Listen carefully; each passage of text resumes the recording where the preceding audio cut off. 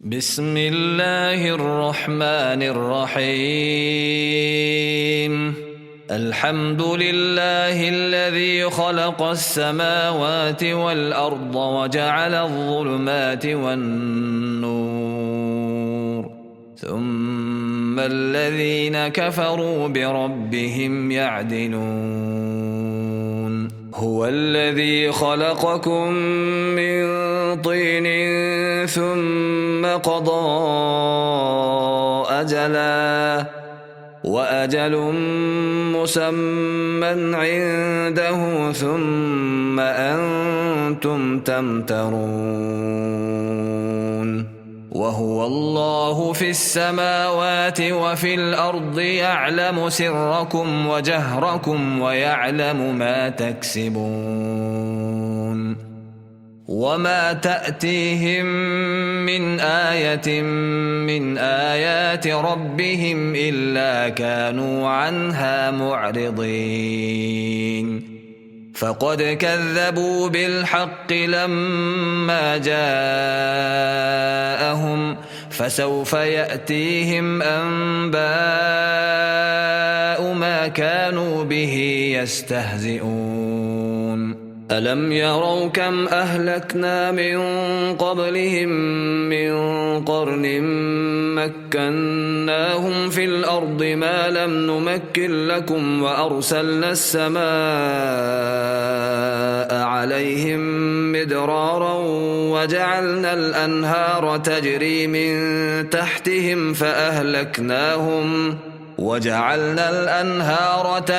من تحتهم فأهلكناهم بذنوبهم وأنشأنا من بعدهم قرنا آخرين. ولو نزلنا عليك كتابا في قرطاس فلمسوه بأيديهم لقال الذين كفروا إن هذا إلا سحر مبين. وقالوا لولا أنزل عليه ملك ولو أنزلنا ملكا لقضي الأمر ثم لا ينظرون. ولو جعلناه ملكا لجعلناه رجلا وللبسنا عليهم ما يلبسون. ولقد استهزئ برسل من قبلك فحاق بالذين سخروا منهم ما كانوا به يستهزئون. قل سيروا في الأرض ثم انظروا كيف كان عاقبة المكذبين. قل لمن ما في السماوات والأرض قل لله كتب على نفسه الرحمة ليجمعنكم إلى يوم القيامة لا ريب فيه الذين خسروا أنفسهم فهم لا يؤمنون. وله ما سكن في الليل والنهار وهو السميع العليم. قل أغير الله أتخذ وليا فاطر السماوات والأرض وهو يطعم ولا يطعم. قل إني أمرت أن أكون أول من أسلم ولا تكونن من المشركين. قل إني أخاف إن عصيت ربي عذاب يوم عظيم. من يصرف عنه يومئذ فقد رحمه وذلك الفوز المبين. وإن يمسسك الله بضر فلا كاشف له إلا هو وإن يمسسك بخير فهو على كل شيء قدير. وهو القاهر فوق عباده وهو الحكيم الخبير. قل أي شيء أكبر شهادة قل الله شهيد بيني وبينكم وأوحي إلي هذا القرآن لأنذركم به ومن بلغ أئنكم لتشهدون أن مع الله آلهة أخرى قل لا أشهد قل إنما هو إله واحد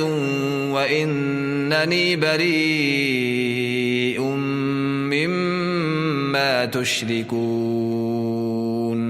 الذين آتيناهم الكتاب يعرفونه كما يعرفون أبناءهم الذين خسروا أنفسهم فهم لا يؤمنون ومن أظلم ممن افترى على الله كذبا أو كذب بآياته إنه لا يفلح الظالمون ويوم نحشرهم جميعا ثم نقول للذين أشركوا أين شركاؤكم الذين كنتم تزعمون ثم لم تكن فتنتهم إلا أن قالوا والله ربنا ما كنا مشركين انظر كيف كذبوا على أنفسهم وضل عنهم ما كانوا يفترون ومنهم من يستمع إليك وجعلنا على قلوبهم أكنة أن يفقهوه وفي آذانهم وقرا وإن يروا كل آية لا يؤمنوا بها حتى إذا جاءوك يجادلونك يقول الذين كفروا إن هذا إلا أساطير الأولين وهم ينهون عنه وينأون عنه وإن يهلكون إلا أنفسهم وما يشعرون ولو ترى إذ وقفوا على النار فقالوا يا ليتنا نرد ولا نكذب بآيات ربنا ونكون من المؤمنين بل بدا لهم ما كانوا يخفون من قبل ولو ردوا لعادوا لما نهوا عنه وإنهم لكاذبون وقالوا إن هي إلا حياتنا الدنيا وما نحن بمبعوثين ولو ترى إذ وقفوا على ربهم قال أليس هذا بالحق قالوا بلى وربنا قال فذوقوا العذاب بما كنتم تكفرون قد خسر الذين كذبوا بلقاء الله حتى إذا جاءتهم الساعة بغتة قالوا يا حسرتنا على ما فرطنا فيها وهم يحملون أوزارهم على ظهورهم ألا ساء ما يزرون وما الحياة الدنيا إلا لعب ولهو وللدار الآخرة خير للذين يتقون أفلا تعقلون قد نعلم إنه ليحزنك الذي يقولون فإنهم لا يكذبونك ولكن الظالمين بآيات الله يجحدون ولقد كذبت رسل من قبلك فصبروا على ما كذبوا وأوذوا حتى أتاهم نصرنا ولا مبدل لكلمات الله ولقد جاءك من نبأ المرسلين وإن كان كبر عليك إعراضهم فإن استطعت أن تبتغي نفقا في الأرض أو سلما في السماء فتأتيهم بآية ولو شاء الله لجمعهم على الهدى فلا تكونن من الجاهلين إنما يستجيب الذين يسمعون والموتى يبعثهم الله ثم إليه يرجعون وقالوا لولا نزل عليه آية من ربه قل إن الله قادر على أن ينزل آية ولكن أكثرهم لا يعلمون وما من دابة في الأرض ولا طائر يطير بجناحيه إلا أمثالكم ما فرطنا في الكتاب من شيء ثم إلى ربهم يحشرون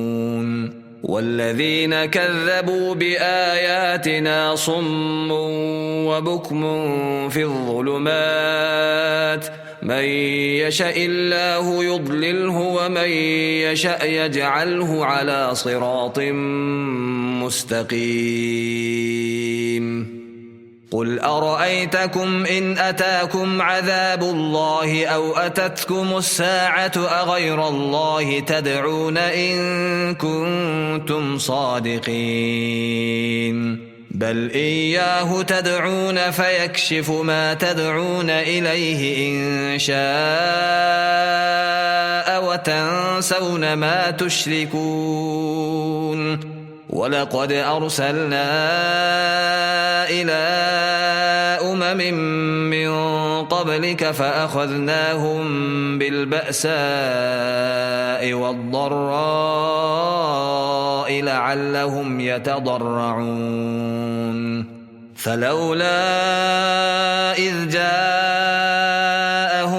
بأسنا تضرعوا ولكن قست قلوبهم وزين لهم الشيطان ما كانوا يعملون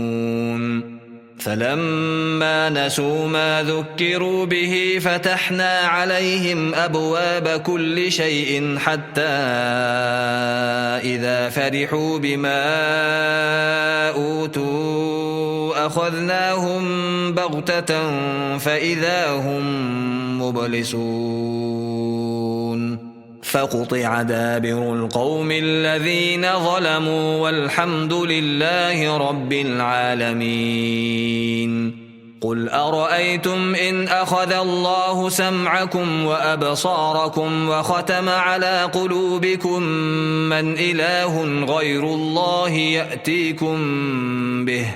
انظر كيف نصرف الآيات ثم هم يصدفون قل أرأيتكم إن أتاكم عذاب الله بغتة أو جهرة هل يهلك إلا القوم الظالمون وما نرسل المرسلين إلا مبشرين ومنذرين فمن آمن وأصلح فلا خوف عليهم ولا هم يحزنون والذين كذبوا بآياتنا يمسهم العذاب بما كانوا يفسقون قل لا أقول لكم عندي خزائن الله ولا أعلم الغيب ولا أقول لكم إني ملك إن أتبع إلا ما يوحى إلي قل هل يستوي الأعمى والبصير أفلا تتفكرون وأنذر به الذين يخافون أن يحشروا إلى ربهم ليس لهم من دونه ولي ولا شفيع لعلهم يتقون ولا تطرد الذين يدعون ربهم بالغداة والعشي يريدون وجهه ما عليك من حسابهم من شيء وما من حسابك عليهم من شيء فتطردهم فتكون من الظالمين وكذلك فتنا بعضهم ببعض ليقولوا أهؤلاء من الله عليهم من بيننا أليس الله بأعلم بالشاكرين وإذا جاءك الذين يؤمنون بآياتنا فقل سلام عليكم كتب ربكم على نفسه الرحمة أنه من عمل منكم سوءا بجهالة ثم تاب من بعده وأصلح فأنه غفور رحيم وكذلك نفصل الآيات ولتستبين سبيل المجرمين قل إني نهيت أن أعبد الذين تدعون من دون الله قل لا أتبع أهواءكم قد ضللت إذا وما أنا من المهتدين قل إني على بينة من ربي وكذبتم به ما عندي ما تستعجلون به إن الحكم إلا لله يقص الحق وهو خير الفاصلين قل لو أن عندي ما تستعجلون به لقضي الأمر بيني وبينكم والله أعلم بالظالمين وعنده مفاتح الغيب لا يعلمها إلا هو ويعلم ما في البر والبحر وما تسقط من ورقة إلا يعلمها ولا حبة في ظلمات الأرض ولا رطب ولا يابس إلا في كتاب مبين وهو الذي يتوفاكم بالليل ويعلم ما جرحتم بالنهار ثم يبعثكم فيه ليقضى أجل مسمى ثم إليه مرجعكم ثم ينبئكم بما كنتم تعملون وهو القاهر فوق عباده ويرسل عليكم حفظة حتى إذا جاء أحدكم الموت توفته رسلنا وهم لا يفرطون ثم ردوا إلى الله مولاهم الحق ألا له الحكم وهو أسرع الحاسبين قل من ينجيكم من ظلمات البر والبحر تدعونه تضرعا وخفية لئن أنجانا من هذه لنكونن من الشاكرين قل الله ينجيكم منها ومن كل كرب ثم أنتم تشركون قل هو القادر على أن يبعث عليكم عذابا من فوقكم أو من تحت أرجلكم أو يلبسكم شيعا ويذيق بعضكم بأس بعض انظر كيف نصرف الآيات لعلهم يفقهون وكذب به قومك وهو الحق قل لست عليكم بوكيل لكل نبأ مستقر وسوف تعلمون وإذا رأيت الذين يخوضون في آياتنا فأعرض عنهم حتى يخوضوا في حديث غيره وإما ينسينك الشيطان فلا تقعد بعد الذكرى مع القوم الظالمين وما على الذين يتقون من حسابهم من شيء ولكن ذكرى لعلهم يتقون وذر الذين اتخذوا دينهم لعبا ولهوا وغرتهم الحياة الدنيا وذكر به أن تبسل نفس بما كسبت ليس لها من دون الله ولي ولا شفيع وإن تعدل كل عدل لا يؤخذ منها أولئك الذين أبسلوا بما كسبوا لهم شراب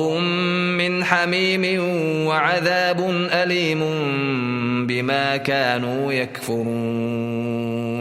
قل أندعو من دون الله ما لا ينفعنا ولا يضرنا ونرد على أعقابنا بعد إذ هدانا الله كالذي استهوته الشياطين في الأرض حيران له أصحاب يدعونه إلى الهدى ائتنا قل إن هدى الله هو الهدى وأمرنا لنسلم لرب العالمين وأن أقيموا الصلاة واتقوه وهو الذي إليه تحشرون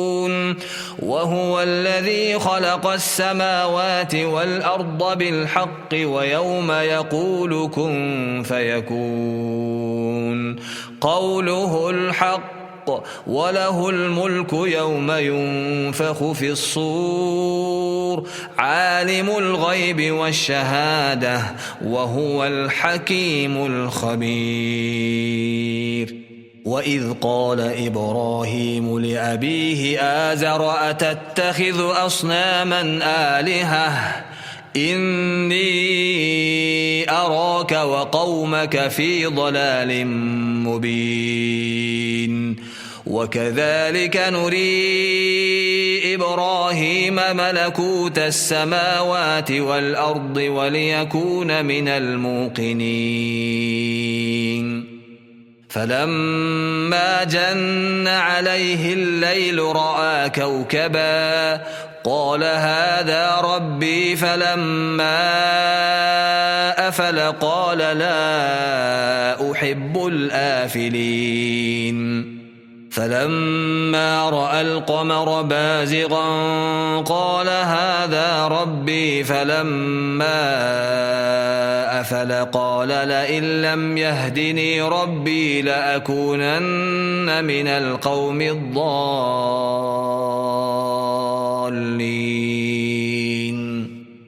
فلما رأى الشمس بازغة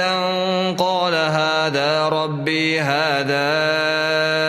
أكبر فلما أفلت قال يا قوم إني بريء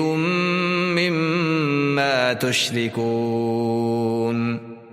إني وجهت وجهي للذي فطر السماوات والأرض حنيفا وما أنا من المشركين وحاجه قومه قال أتحاجوني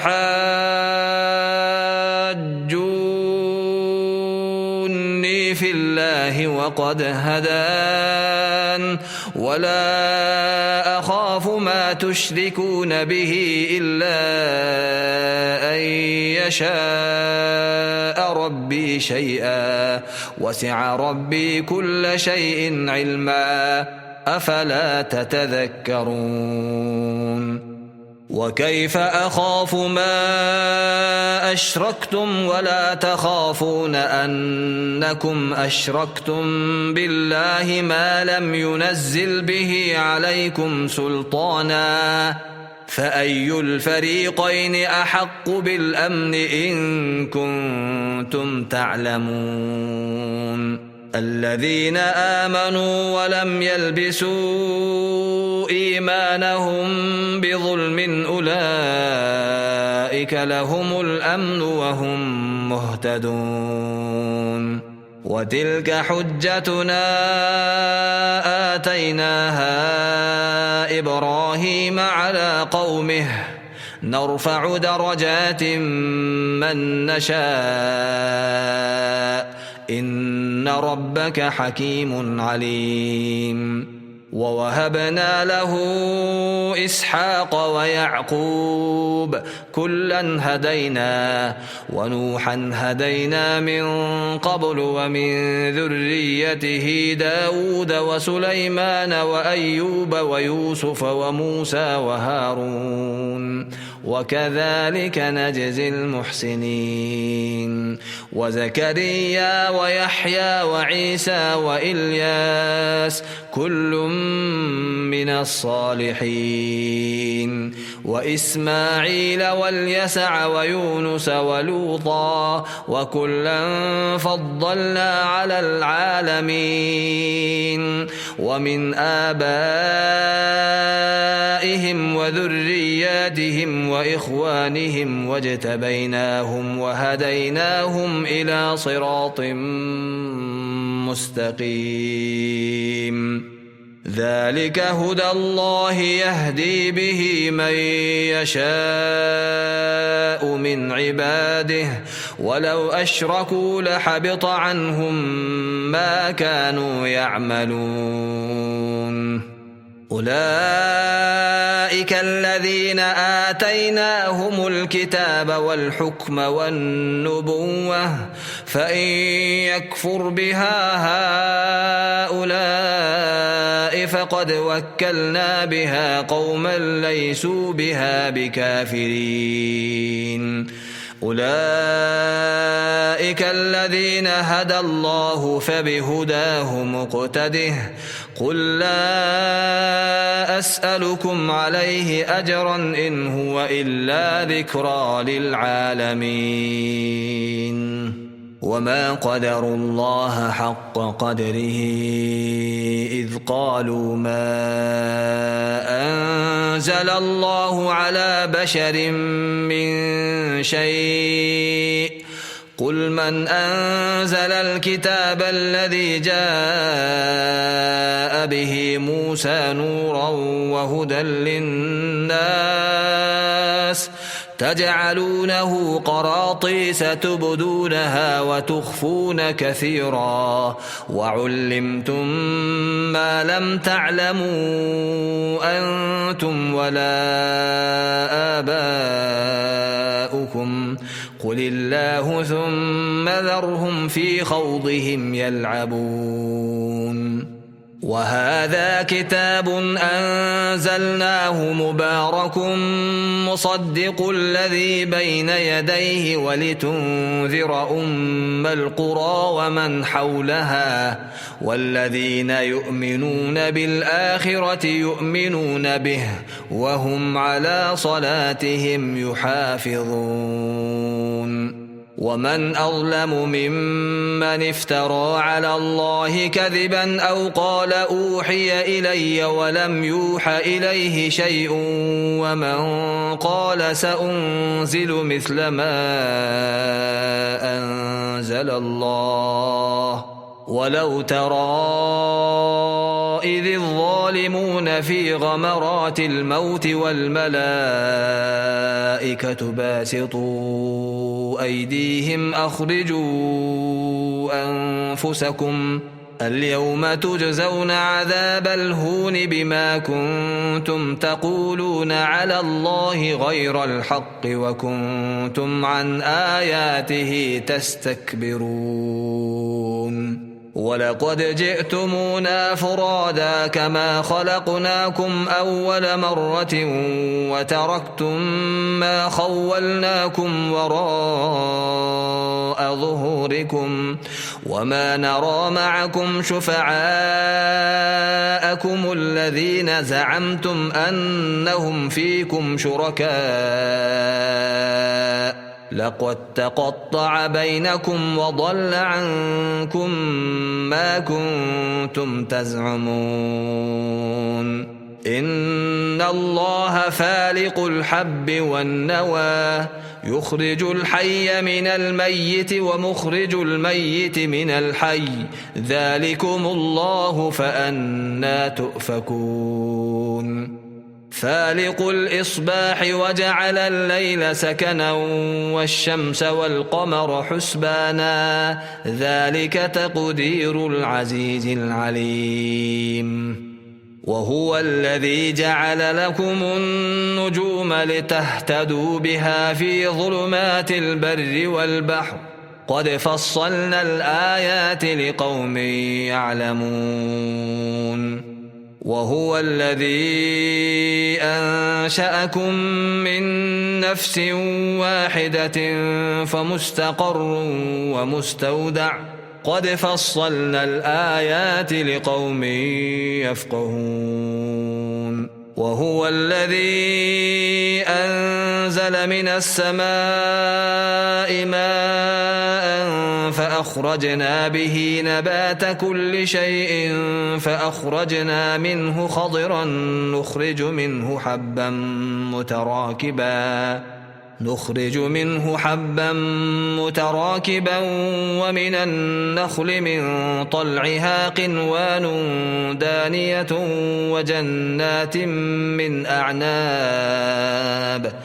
وجنات من أعناب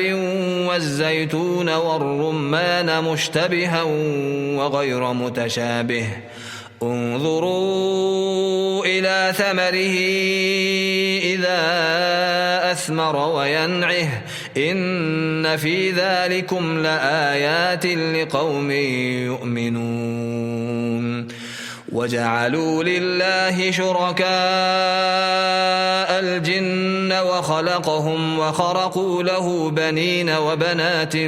بغير علم سبحانه وتعالى عما يصفون بديع السماوات والأرض أنى يكون له ولد ولم تكن له صاحبة وخلق كل شيء وهو بكل شيء عليم ذلكم الله ربكم لا إله إلا هو خالق كل شيء فاعبدوه وهو على كل شيء وكيل لا تدركه الأبصار وهو يدرك الأبصار وهو اللطيف الخبير قد جاءكم بصائر من ربكم فمن أبصر فلنفسه ومن عمي فعليها وما أنا عليكم بحفيظ وكذلك نصرف الآيات وليقولوا درست ولنبينه لقوم يعلمون اتبع ما أوحي إليك من ربك لا إله إلا هو وأعرض عن المشركين ولو شاء الله ما أشركوا وما جعلناك عليهم حفيظا وما أنت عليهم بوكيل ولا تسبوا الذين يدعون من دون الله فيسبوا الله عدوا بغير علم كذلك زينا لكل أمة عملهم ثم إلى ربهم مرجعهم فينبئهم بما كانوا يعملون وأقسموا بالله جهد أيمانهم لئن جاءتهم آية ليؤمنن بها قل إنما الآيات عند الله وما يشعركم أنها إذا جاءت لا يؤمنون ونقلب أفئدتهم وأبصارهم كما لم يؤمنوا به أول مرة ونذرهم في طغيانهم يعمهون ولو أننا نزلنا إليهم الملائكة وكلمهم الموتى وحشرنا عليهم كل شيء قبلا ما كانوا ليؤمنوا إلا أن يشاء الله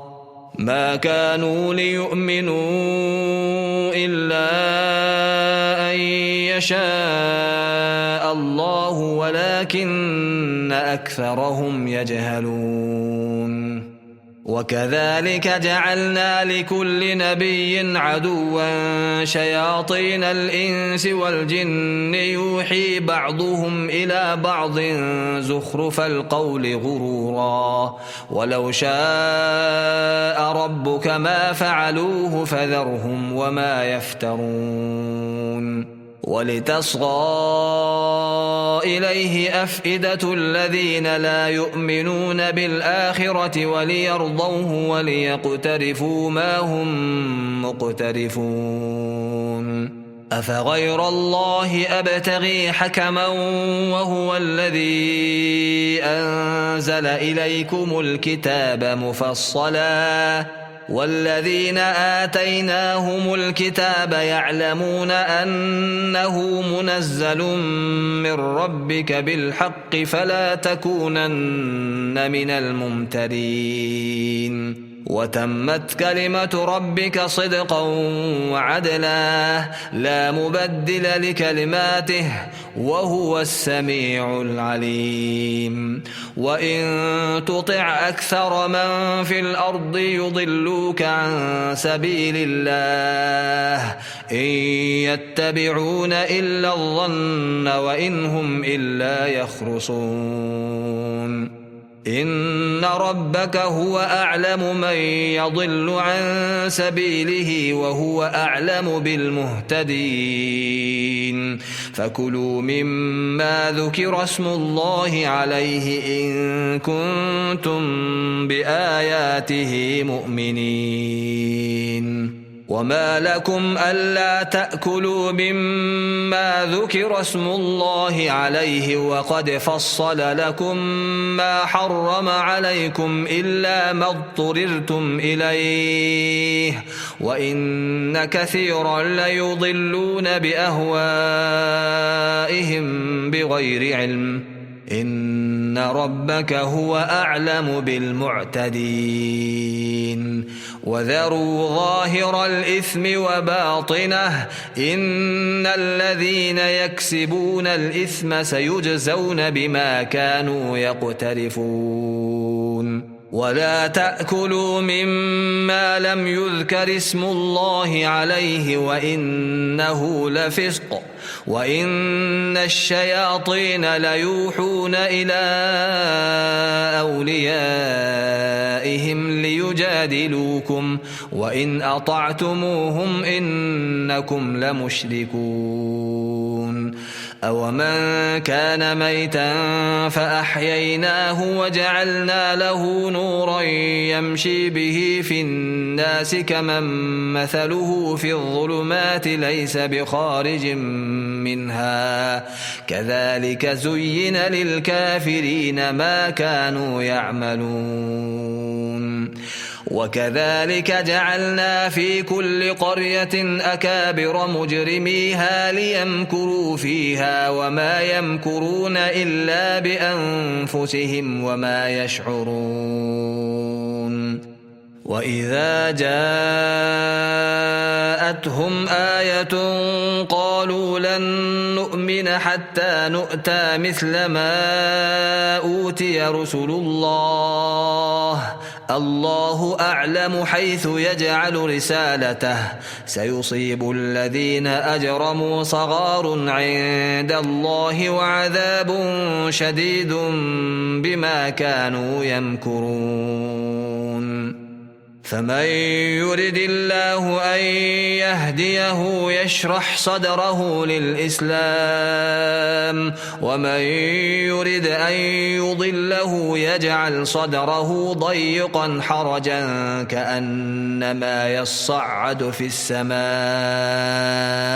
كذلك يجعل الله الرجس على الذين لا يؤمنون. وهذا صراط ربك مستقيما قد فصلنا الآيات لقوم يذكرون.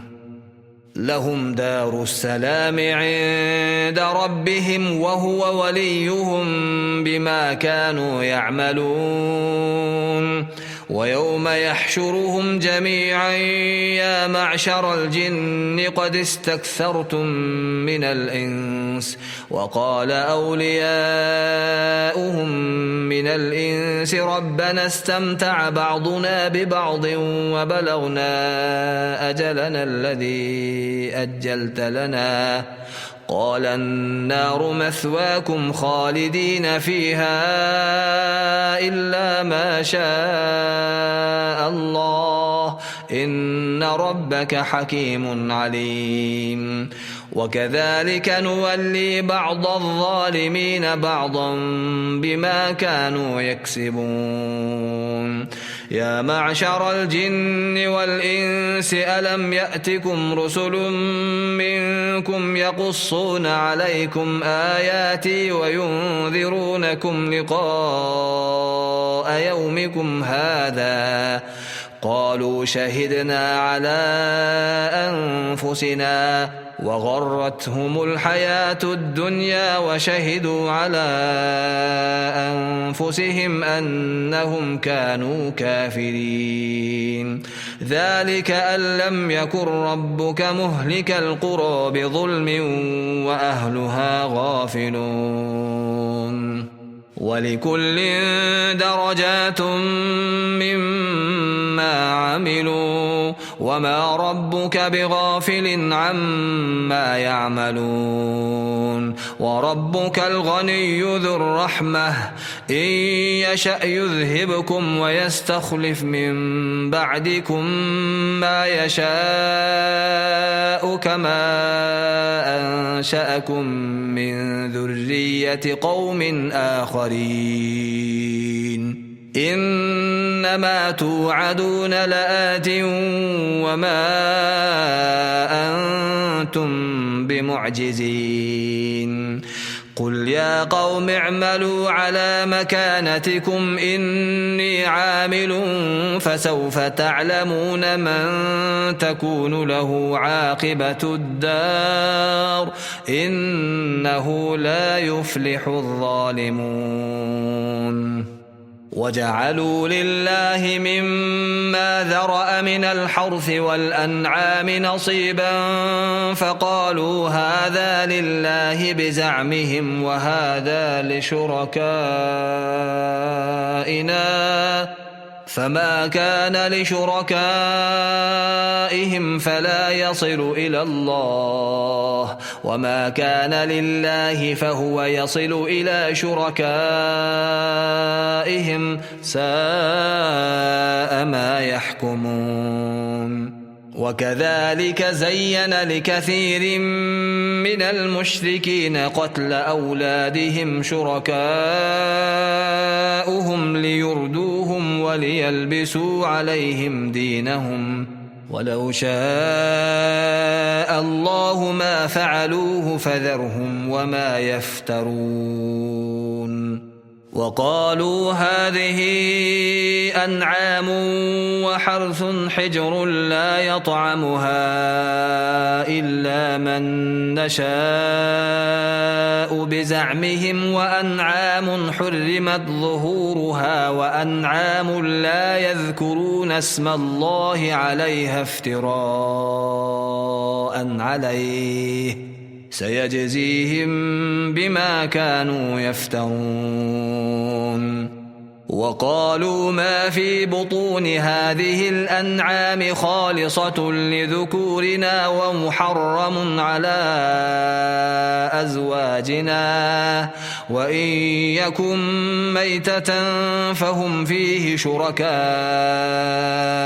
سيجزيهم وصفهم إنه حكيم عليم. قد خسر الذين قتلوا أولادهم سفها بغير علم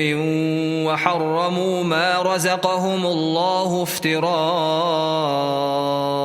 على الله قد ضلوا وما كانوا مهتدين. وهو الذي أنشأ جنات معروشات وغير معروشات والنخل والزرع مختلفا أكله والزيتون والرمان متشابها وغير متشابه كلوا من ثمره إذا أثمر وآتوا حقه يوم حصاده ولا تسرفوا إنه لا يحب المسرفين. ومن الأنعام حمولة وفرشا كلوا مما رزقكم الله ولا تتبعوا خطوات الشيطان إنه لكم عدو مبين. 8 أزواج من الضأن 2 ومن المعز 2 قل الذكرين حرم أم الأنثيين أما اشتملت عليه أرحام الأنثيين نبئوني بعلم إن كنتم صادقين.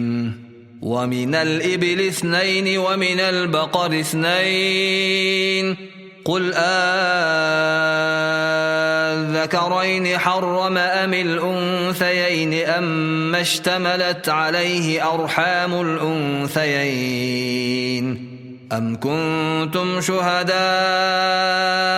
إذ وصاكم الله بهذا فمن أظلم ممن افترى على الله كذبا ليضل الناس بغير علم إن الله لا يهدي القوم الظالمين. قل لا أجد فيما أوحي إلي محرما على طاعم يطعمه إلا أن يكون ميتة أو دما مسفوحا أو لحم خنزير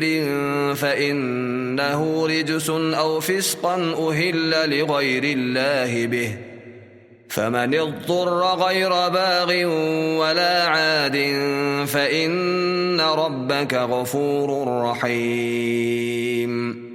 وعلى الذين هادوا حرمنا كل ذي ظفر ومن البقر والغنم حرمنا عليهم شحومهما إلا ما حملت ظهورهما أو الحوايا أو ما اختلط بعظم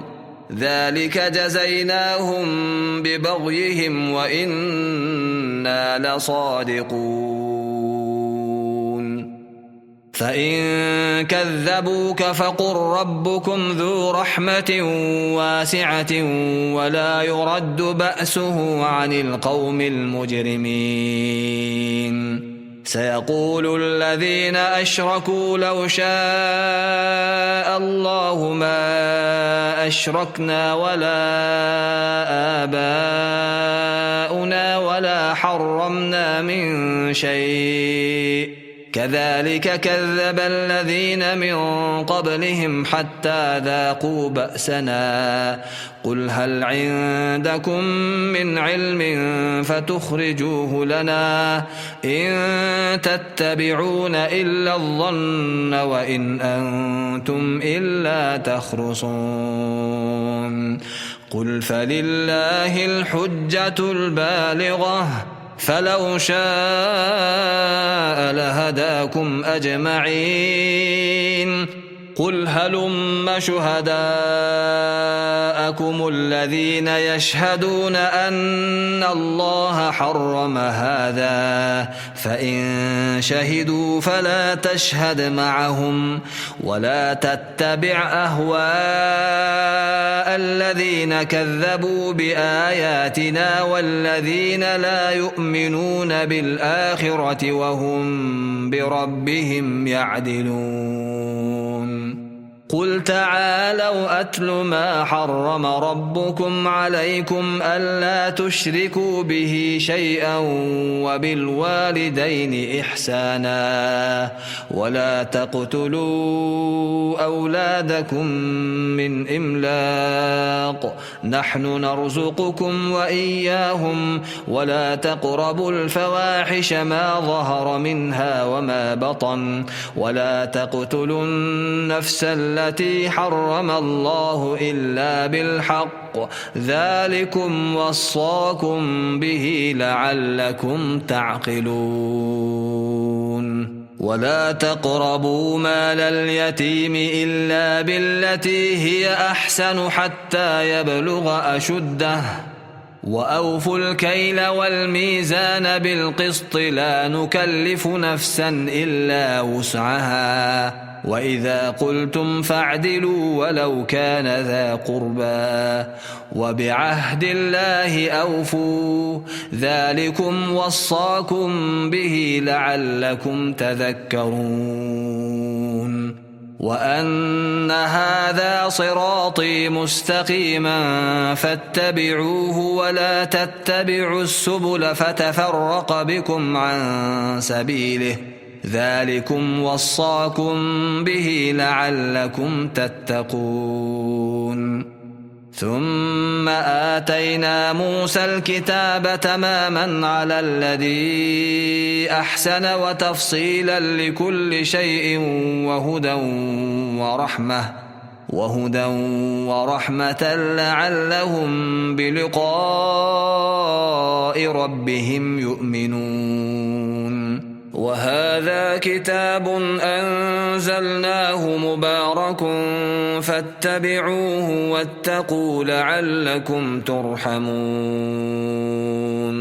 أن تقولوا إنما أنزل الكتاب على طائفتين من قبلنا وإن كنا عن دراستهم لغافلين أو تقولوا لو أنا أنزل علينا الكتاب لكنا أهدى منهم فقد جاءكم بينة من ربكم وهدى ورحمة فمن أظلم ممن كذب بآيات الله وصدف عنها سنجزي الذين يصدفون عن آياتنا سوء العذاب بما كانوا يصدفون هل ينظرون إلا أن تأتيهم الملائكة أو يأتي ربك أو يأتي بعض آيات ربك يوم يأتي بعض آيات ربك لا ينفع نفسا إيمانها لم تكن آمنت من قبل أو كسبت في إيمانها خيرا